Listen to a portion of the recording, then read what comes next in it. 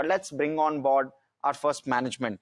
Meenka, KP Green, just talk us through what is it that stood out for you in terms of numbers? Yeah. And then let's bring in Mr. Faruk Patel, who's the CMD at KP Group, to talk to us about those. Harsh, a strong set of numbers when you look at it from any front. Revenue is up 67%, EBITDA is up 87%. Margins are a standard 400 basis point expansion, almost 37.2% versus 33.1%.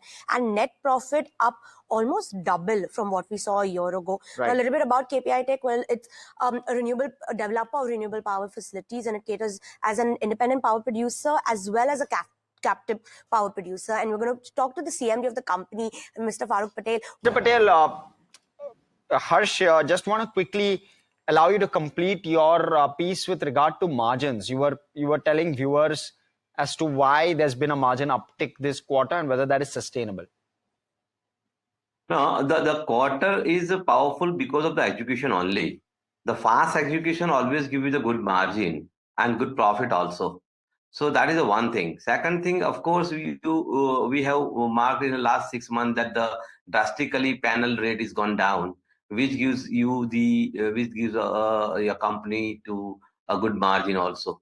That's two things I can say in these your question answer, that why the margin is high. Because of this, only two things: execution, orders, and of course the rate gone down of the panel. In terms of your orders in hand, cumulative orders of 2,409 megawatts, when can we expect the execution of this space? How much can we expect to be executed in FY25 and FY26? See, we have already done the till date is 711 crore rupees revenue, and we have an order about more than 2,000 crore in our hand. But of course, that not going to come in this 2025 March. But you can expect at least the 70 to 80% growth than the last year. Growth for the next year. Mr. Patel, you said 2,000 crores worth of orders. So the 2,409 megawatt order book you have is total, and on a total basis worth 2,000 crores, around 1.1 crores on of a total revenue. Basis, there is a two type of orders are there. One is IPP and one is CPP. CPP always give you the revenue, but in IPP they will not the revenue. After commissioning the IPP project, you will get the annuity revenue for 25 years. So this year IPP always give you the capex. It is a capex. IPP is a capex, but the CPP, of course, the revenue. So altogether, you can say money comes in as a revenue in the company from the CPP only. But from the IPP, when it's installed, which revenue will come for 25 years. And I always say one thing, that CPP gives you the top line and the IPP give you the bottom.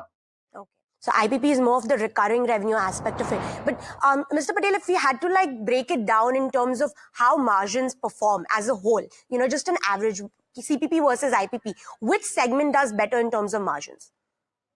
Margin, of course, 76 to 80% EBITDA in the IPP. Okay. Right. And in CPP, 20 to 20, 25. So in both sector is a different, very different things are there. But of course, in IPP, you need a capex, and you have to do you have to make the IPP in time, say 1 year or say 1.5 years, and then you get the revenue.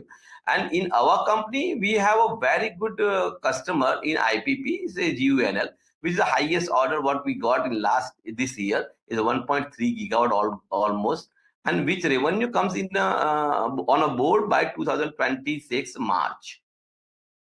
IPP order revenue will come in by March of 2026. And Mr. Patel, how is the hybrid model working for the company? I mean, orders in hand of 1.1 gigawatts. When can we expect this to be executed? See, you are rightly says hybrid is more than 500 megawatt in IPP. Okay. When we say in IPP more than 500 megawatt, which hybrid always give you the very good PLF. say 50% PLF almost, you can see in the presentation also. So in hybrid, the more unit generate and more revenue comes in a company's kitty in IPP.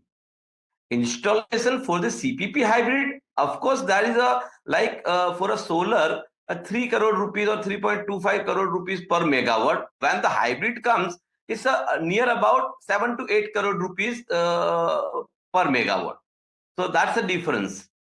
So, you have IPP, you have CPP. They're almost 50% right now of your total order book. Is there a targeted mix? Because on one end, one is high, EBITDA generating, but one is high revenue generating. So what's the strategy there? You are rightly catch the things. See, as I told you, CPP will give you the top line. The bottom line always maintained by the IPP. Today, 18% IPP and say 72% almost revenue from the CPP, which we are going to increase within 1 or 2 years by this new order. What we have won from the GVNL, which we are going to say 30% at least in IPP and rest of the from the CPP. This is our target. In terms of your land bank, you have a significant land bank on your books, over 3,000 crore acres. What's the potential in terms of capacity there, and what's the strategy? Are you going to acquire more land going forward? Of course, this is the regular things. Land acquire is a regular thing. We have a 3071 acres land in our hand today, and 2,346 evacuation capacity also we have. Hybrid is a 5 acre per megawatt. So that's the difference. So whenever we need to do the IPP or the CPP, we require more and more land, and out of 3071, today we can say at least 2,500 land where we are already executing the job, and the more 2,000 plus acre land we are going to get in a very stipulated, say 1 or 2 month time. Acquire more 2,500 acres of land in the 1 or 2 months, in the next 1 or 2 months? Okay, Yes. got it.